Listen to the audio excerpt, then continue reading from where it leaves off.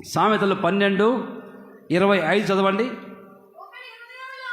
ఒకని హృదయంలోని విచారము వారిని కృంగజేస్తుంది. దయగల మాటలు, నా దేవుని దయగల మాటలు కృంగిన వారిని సంతోషపరుస్తాయి, పైకి లేపుతాయి, త్వరగా విడుదల పొందుతారు వాళ్ళు. ఎప్పుడంటే దయగలిగిన మాటల చేత, నా యేసయ్య వాక్కు చేత, నా ప్రభు మాట చేత ఆ కృంగిన వారందరూ విడుదల పొందుదురు గాక. ఆమేన్. నా ప్రభు ధైర్యపరిచే దేవుడు, దయగల మాటలు మాట్లాడే దేవుడు నా దేవుడు. అందుకే కృంగిపోయిన వాళ్ళందరూ ఉంటారండి విడుదల పొందుతున్నారు. యోబు స్నేహితులు అంటున్నారు యోబుతో, యోబు ఒకప్పుడు నువ్వు మాట్లాడితే నీ మాటలు కృంగిపోయిన మోకాలు గల వారిని, కింద పడిపోయిన వారిని నువ్వు మాట్లాడితే వాడు పైకి లేచారు కదయ్యా, ఇప్పుడు నువ్వు కృంగిపోతావేంటి?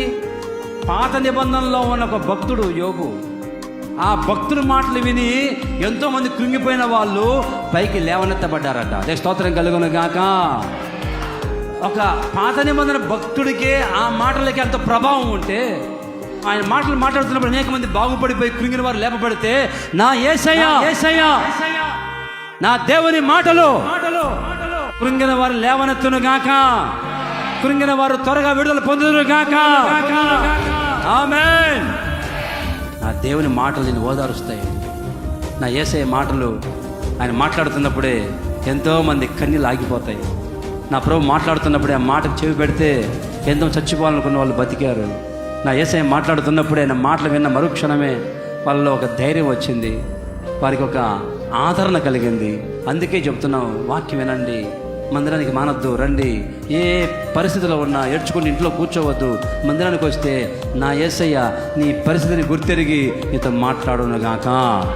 ఆయన మాటలు, దయగల మాటలు నిన్ను బలపరచును గాక, నిన్ను పైకి లేపును గాక, నిన్ను ఓదార్చును గాక.